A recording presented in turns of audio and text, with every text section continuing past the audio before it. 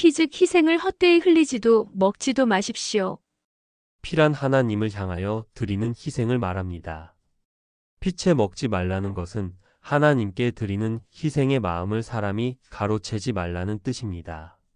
그래서 또한 피를 흘린다라는 것은 세상에 속한 것을 얻기 위하여 드리는 희생을 헛되게 함을 뜻합니다.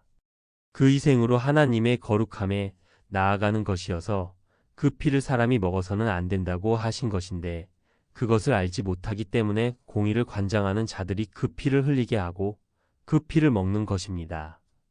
하나님은 구원을 위하여 희생의 규례를 준 것인데 그 규례를 관장하라고 세운 자들이 자기들의 먹을 것을 가져오게 하는 수단으로 변개하고 그것을 구원의 길이라고 가르치니 그 공의 관장자를 세우신 하나님께 그 백성들이 드리는 헛된 희생은 드려질 때마다 하나님의 어깨가 무거워지는 결과를 내는 것입니다. 그래서 이제 그 공의 관장자들을 폐하시기 위하여 그들이 가린 본래의 말씀을 다시 드러내시고 그들을 폐하시는 것입니다. 피채 먹지 말라는 말씀은 모세율법에도 서신서에도 언급되어 있습니다. 피는 자기를 희생하여 하나님께 자기를 드리는 모든 것을 의미합니다. 행위의 율법 아래에서는 그것이 진짜 짐승의 피였고 그리스도 이후에는 마음의 법으로 바뀌었습니다. 그러므로 자기를 산 제사로 드리는 마음의 희생이 곧 그 피입니다. 결국 오늘날 실제 피를 언급하며 규례를 말하는 것은 그리스도를 인정하지 않는다는 것을 자인하는 것입니다. 그것은 여전히 그리스도를 사이비로 규정하고 인정하지 않으며 행위의 규례를 말하는 유태인과 똑같은 것입니다. 그런데 오늘날 그리스도를 섬긴다는 자들이 그러한 생각을 가지고 있으니 모두 이성을 상실하고 있는 것입니다. 수혈을 하면 안 된다거나 헌혈을 하지 않는다거나 목 졸려 죽은 개고기는 살에 피가 섞여 있으므로 먹으면 안 된다거나 돼지고기는 부정한 짐승이므로 안 먹는다는 등등의 모든 것이 마음의 법에 대하여 불법을 행하는 것입니다. 착각하지 말아야 하는 것이 있습니다. 정기적으로 피를 흘리게 하고 그 피를 모아 사회에 돌려보내면 그것은 공의 관장자가 피를 먹기 위한 것이 아니므로 죄가 아니라는 생각도 잘못된 것입니다. 그런 합리화가 악의 시작인 것입니다. 하나님은 거룩하고 세상은 부정한 것입니다. 형제든 식구든 누구든 관계없이 자신이 무엇을 하고 그것을 사람 앞에 자랑으로 삼는 순간 그것은 피를 헛되이 흘려 부정하게 된 것입니다. 오늘날 사회 안에서 그것이 하나님의 선에 속한 것인 양회자되고 있기에 따로 구분하여 말씀을 드리는 것입니다. 사람 앞에 자기의 희생을 드러내는 것은 하나님께 드림도 되고 사람에게 칭찬도 받겠다는 가증함이 들어있는 하나님의 선과 악 중에서 악에 속한 행위입니다. 사람의 마음을 거친 부정한 것은 하나님께는 드림이 되지 않으며 그것을 행하고 하나님의 이름을 언급하는 것은 하나님의 이름을 망령되이 일컫는 것입니다. 어떤 분이 다음과 같은 질문을 했습니다. 피를 먹지 말라는 내용을 보고 헌금에 관하여 묻고자 합니다. 헌금을 하라는 건지 하지 말라는 건지에 대하여 복음서를 볼 때 혼란이 옵니다. 누가복음 11장 42절, 마태복음 23장 23절에 헌물과 11조에 대한 내용이 있고 또 이 말씀을 근거로 헌금을 내는 것이 타당하다고 주장합니다. 이에 대하여 가르침을 듣고 싶습니다. 그래서 다음과 같이 답을 드렸습니다. 누가복음의 말씀은 누구에게 말씀하시는 것인지를 먼저 파악해야 합니다. 마태는 제자 되기로 마음을 먹은 사람, 마가는 성경을 잘 모르는 이방인, 누가는 이전 모세율법 관장자, 오늘날로 하면 현재 공의 관장자들을 가르치시는 말씀이기 때문에 같은 가르침이 다르게 언급되어 있는 것입니다. 그래서 성경은 학문적 관점에서 보면 오류가 나오게 되어 있는 것입니다. 마태는 누구고 마가는 누구고 그런 것은 중요한 것이 아닙니다. 누가의 말씀은 모세율법의 관장자들에게 가르치시는 말씀입니다. 그들은 예수님의 당시에 아직 폐하지 않은 모세율법의 관할 아래 있고 또 모세율법은 공의 실현 전이므로 아직 행위의 율법으로서의 효력이 발생되는 때입니다. 그래서 그 말씀을 듣는 모세율법 하의 사람들은 11조와 헌물을 해야 합니다. 그것이 행위의 법이기 때문입니다. 그러나 예수님의 공의 실현으로 인하여 행위의 법에서 마음의 법으로 전환이 되면 그 또한 바뀌는 것입니다. 그래서 예수님께서는 부모의 정의와 살인의 정의와 간음의 정의 등을 바꾸어 가르치신 것입니다. 그래서 또한 그들은 이것도 하고 저것도 해야 합니다. 모세율법 아래서는 모세율법대로 해야 하고 또 공의 실현 이후에는 행위의 율법은 폐하였으나 언약은 변질될 수 없는 것이므로 바울과 같은 사람은 모세율법의 관장자였으니 그 언약대로도 행해야 하고 또 마음의 율법대로도 행해야 하는 것입니다. 그래서 바울은 행위, 즉 육신으로는 죄 있게 하는 행위의 법, 즉 죄의 법을 따르고 마음으로는 하나님의 법을 따른다는 말을 했던 것입니다. 물론 예수님도 공의 실현 전에는 그들이 가르치는 것은 듣고 하되 그들의 행위는 따라하지 말라고 하셨습니다. 그들이 가르치는 모세의 행위의 율법은 궁극적으로 사람의 마음에 죄를 만드는 역할을 하게 되지만 그것은 하나님의 법이 잘못되었기 때문이 아니라 사람들이 하나님의 법을 악용했기 때문입니다. 그래서 또한 사람이 변개할 수 없는 마음의 법을 예수님을 통하여 완성하신 것입니다. 또한 바울이 헌금을 거둔 것에 대하여는 그들이 먼저 자원하여 시작한 것이다 라고 전제하고 있습니다. 바울이 헌금 제도를 만든 것이 아니라 돈 있는 자들이 형제들의 궁핍함을 보고 단지 그 시대 상황적으로 형제를 사랑하는 마음을 그와 같은 실천으로 표현한 것이며 그들이 행한 것은 헌금이 아니라 연보자기의 제물을 내어 다른 일을 도와줌이었습니다. 그것은 하나님께 드린 것이 아니라 서로 섬김의 도를 실천한 것입니다. 바울은 그 사건에 대하여 말하기를 내 몸에 가시가 있다라고 고백합니다. 가시란 예수님이 설명을 하셨듯이 재리에 대한 마음입니다. 그러나 하나님께서 바울에게 그것이 족하다라고 하신 것은 당시의 시대 상황에서 바울의 그 같은 형제를 돕는 일은 다소 물질에 대하여 마음을 쓰게 되는 부담이 있고 또 사단에 속한 돈에 마음을 두는 것이 전도자로서 부담스러운 일이지만 그 시대 상황에서 또한 마땅히 해야 하는 일이 되기에 족하다라고 하신 것입니다. 물론 그것은 자기에 의해 발현이므로 합당한 것은 아니나 바울에게 있어서 자신의 그 마음이 헛된 것임을 인지하고 있는 상태에서는 도리어 악을 선을 위한 수단으로 쓰는 것이 되므로 용납이 되었던 것입니다. 그러나 누구나 그렇게 합리화할 수 있는 자격이 있는 것은 아닙니다. 바울은 계시를 직접 받은 자이며 계시를 직접 받은 자는 모세를 신으로 삼으신 것과 같이 신처럼 취급해 주시기 때문에 바울이나 베드로와 같은 사람들에 한하여 적용되는 것이라고 할 수 있습니다. 더 깊은 설명은 드리지 않겠습니다. 또한 베드로와 아나니아와 삽비라의 이야기에서 나오는 공동체 생활과 재산을 가져오는 것에 대한 것도 그들이 강요에 의해서가 아니라 자원에 의하여 그렇게 한 것이고 그 사회 상황에 따라서 그것이 바르다고 판단되었으므로 그들이 그렇게 한 것입니다. 아나니아와 삽비라가 죽었다는 기록은 마음으로 하나님을 속였기 때문이라는 것을 가르치시기 위한 것이지 그것이 재산을 다 팔아 돈을 가져다 내고 오늘날에도 그때와 똑같이 공동체 생활을 하라는 뜻이 아니라는 것입니다. 마음의 중요성을 가르치시는 말씀입니다. 또한 아나니아의 일을 핑계로 헌금을 말한다면 그것은 오늘날 이 사회에서는 있을 수 없는 일이 되기도 합니다. 오늘날의 경우는 그때 상황 그대로도 아니고 아주 안 하는 것도 아닌 중간 상태, 마치 앵벌이를 하듯이 세상으로 보내져서 돈 벌어다가 그 관장자들의 명예욕과 배를 채우게 하니 예수님은 교인 하나를 얻으면 저보다 배나 지옥 자식이 되게 한다.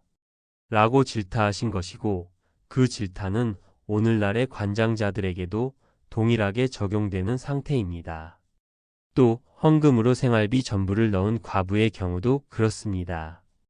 그 이야기 역시 마음이 중요하다는 것을 가르치신 말씀이며 그때는 행위의 율법이 폐하지 않은 상태이므로 역시 그 헌금은 마땅히 드려야 하는 것이었기 때문에 행위의 율법을 주신 하나님의 뜻에 대하여 합당하게 행위와 마음으로 따르는 것이 되기에 그렇게 가르치신 것입니다. 그러니 결국 성경에는 어디에도 그리스도 이후에 돈을 가지고 교회에 가져다 내야 한다라는 규정은 없는 것입니다. 차라리 무리가 모였을 때 돈이 필요하게 되면 자기들의 필요를 따라 서로 섬김의 실천의 관점에서 출렴하여 사용하면 되는 것입니다. 헌금을 드리면 어떤 마음으로 해야 하는지 안 해도 되는 것인지 또 말라기서의 11조에 대한 설명도 부탁합니다. 11조란 숫자의 의미가 메시지 전달 수단으로 사용된 용어입니다. 하나님께서 한 사람을 택하시고 계획하신 것을 이루기 위하여 나를 산 제사로 드림이라는 뜻이 됩니다. 내가 육신을 따라서 갈 때 다음과 같은 현상이 벌어집니다. 하나님은 사람들이 돈이라고 여기는 11조에 관해 다음과 같이 말씀하셨습니다. 말라기 3장 10절 만군의 여호와가 이르노라 너희의 온전한 11조를 창고에 들여 나의 집에 양식이 있게 하고 그것으로 나를 시험하여 내가 하늘 문을 열고 너희에게 복을 쌓을 곳이 없도록 붙지 아니하나 보라. 이 말씀을 빌미로 하여 공회 관장자들이 돈을 벌어서 가져오게 했고 또 많이 하는 것이 하나님의 축복을 받는 길이라고 가르쳤습니다. 하지만 하나님은 동일한 말라기 안에서 이 말씀을 하시기 전에 다음과 같이 말씀하셨습니다. 말라기 1장 10절 만군의 여호와가 이르노라 너희가 내단 위에 헛되이 불사르지 못하게 하기 위하여 너희 중에 성전 문을 닫을 자가 있었으면 좋겠도다. 내가 너희를 기뻐하지 아니하며 너희 손으로 드리는 것을 받지도 아니하리라. 그리고 이 말씀 이전에 있는 모든 말씀이 패역한 마음으로 가져오는 것을 견디지 못하겠다고 하시는 질타의 말씀들입니다. 그 말씀은 안중에도 없고 단지 마지막에 한 절만 그들의 마음에 들어간 것입니다. 위 말씀은 무슨 말씀이겠습니까? 하나님께서 원하신 것은 허상이 아니라 마음이라는 것입니다. 마음을 하나님께 드리는 수단으로 삼으라고 마음이 약함으로 자각할 수 있는 기능으로서의 행위의 율법을 주신 것인데 사람들이 마음은 딴 데 두고 행위만 하니 그것을 가져오지 말라고 하신 것이며 성전 문을 닫기를 바라신 것입니다. 오늘날 이것은 패한 행위의 율법이며 마음의 율법에서 11조란 산 제사를 뜻합니다.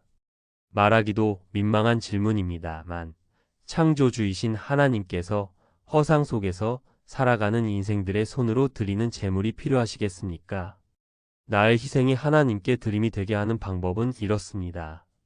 마음으로 약간의 유익이 있는 육체의 연습 차원에서 금식과 베품을 행하되 베품을 받는 상대가 베푸는 내가 누구인지 모르게 또한 금식을 해도 타인이 모르게 나의 만족을 위해서가 아니라 형제를 사랑하라는 가르침을 따라서 상대적 사랑이 아닌 대가는 하나님께 받겠노라는 마음으로 베풀고 금식하는 희생을 드려야 하는 것입니다.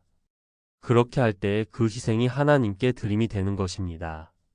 형제를 향해 연보를 하고 싶다면 나중된 자를 위해 하면 됩니다. 또 나중된 자의 눈에 먼저 된 자의 형편이 나보다 어려워 보이면 그를 위해 하면 됩니다. 또한 두 경우 모두 하나님께 드리는 것이라고 여기지 말아야 합니다. 자기가 자기를 위하여 행하는 것일 뿐입니다. 그러나 그 행함은 결국 마음의 율법을 따라 선을 행한 것이므로 내 마음의 악을 지우게 하시는 지혜를 깨닫게 하는 것으로 갚아주시는 것입니다. 마음으로 불법을 행하는 자가 되어 불법을 행하는 자들아 내게서 떠나가라 하는 말씀을 듣지 않으시기를 바랍니다. 연보는 금식처럼 약간의 유익이 있는 육체의 연습일 뿐입니다. 찬양은 목소리로 하는 것이 아니라 지혜로 하는 것. 시편 47편 7절 지혜의 시로 하나님을 찬양하라. 이 말씀은 지혜를 받아 깨달은 함축된 뜻을 가진 말씀을 풀어 전하라는 말입니다. 말씀을 깊이 궁구하고 점진적으로 겉에서 속으로 들어가는 말씀을 깨달아야 하는 이유는 하나님의 말씀이 시어의 성격을 가지고 있기 때문입니다. 성경에 멜로디가 붙은 노래를 하라는 가르침은 전혀 없습니다. 찬송가와 성가를 만들고 그것을 부르는 것이 곧 성경에 찬양하라는 말씀을 따르는 것인 양 말하는 것은 말씀의 의미를 허상적인 것으로 변개한 것입니다. 인생들이 음악이라는 예술 장르를 교육에 사용한 것은 본래 정신교육의 일환으로 만든 것이며 그 정신교육은 동양이든지 서양이든지 모두 권력을 갖고 싶은 자들이 사회 질서의 유지를 목적으로 행한 것이었습니다. 사회의 기득권을 장악하려는 자들이 치리의 수단으로 만들어낸 것이 음악입니다. 육체는 체육으로, 정신은 수학과 철학으로 가르치면 두뇌 교육은 되는데 사회적 질서에 순응하는 마음을 가르칠 만한 도구가 없었습니다. 그래서 고안을 해낸 것이 바로 음악입니다. 서양은 새로운 것을 지향하는 사고를 가지고 있으므로 다양한 변화가 가능한 음계인 12음계를 만들어냈고 그 형식 또한 새로운 것을 계속적으로 추구하며 발달해 왔습니다. 그러나 동양 음악의 시발점이 되는 중국의 경우에는 가르침을 행하던 철학자들의 생각이 대륙의 질서를 다스림에 있었기 때문에 최대한 변화하지 않으면서 어떻게 해도 융합이 되는 음계인 5음계를 만들어 보급하고 변화하는 것을 용납하지 않았습니다. 일반인들은 이 음악의 기원과 영향력을 잘 감지하지 못하지만 본래는 이처럼 기득권자들의 기득권 유지 수단으로 만들어진 것입니다. 물론 오늘날도 아이들을 가르치고 물건을 팔고 정신을 치료하는 수단으로 음악이 쓰입니다. 다만 은연중에 일어나는 일이라서 정신을 포획당하고도 그것을 인지하지 못하는 것입니다. 좋은 면만을 보자고 해도 사실 말씀 안에서 음악이 끼치는 선한 영향은 없습니다. 반면 허상에 속하게 하는 영향은 매우 지대합니다. 전 세계의 아이들의 정신과 마음을 모두 빼앗아갈 정도입니다. 흔히 찬송가를 곡조가 붙어있는 기도라고 말합니다. 하지만 그것은 거짓입니다. 왜냐하면 나와 하나님 사이에서 하는 기도는 나와 하나님의 거룩한 영역인 골방에서 비밀이 행해야 하는 것이고 그래야 거룩함이 유지되는 것인데 찬송가라는 것은 음악이고 음악은 부르는 사람이 있고 듣는 사람이 있을 때에만 그 예술적 가치, 즉 감흥의 가치가 발생하는 것이어서 반드시 비밀이 아닌 노출을 전제로 할 때에만 그 가치가 발생이 됩니다. 따라서 사람에게 노출되는 기도란 그것 자체가 거룩한 것을 부정하게 하는 것이므로 곡조가 붙어있는 기도라는 말은 성립될 수 없는 말인 것입니다. 선지서에 하나님의 뜻을 전하는 선지자를 일컬어 음악을 잘하는 자라고 표현하는 부분이 있습니다. 또 현악기나 관악기나 타악기에 대한 표현도 많이 있습니다. 모두 말씀을 전하는 행위를 나타내는 표현들일 뿐입니다. 춤이라는 것도 음악, 즉 나를 구원하게 해주는 가르침을 듣고 그 가르침대로 실천하는 것을 의미하는 것이지 리듬에 맞춰 몸을 흔드는 것을 뜻하지 않습니다. 성경에 언급된 모든 악기에 대해서도 모두 설명드리고 싶지만 너무 장황하므로 각설하겠습니다. 유한한 존재인 우리를 영원함에 나아가도록 하시는 지혜의 말씀을 타인에게 전하는 것이 곧 하나님을 찬양하는 것입니다.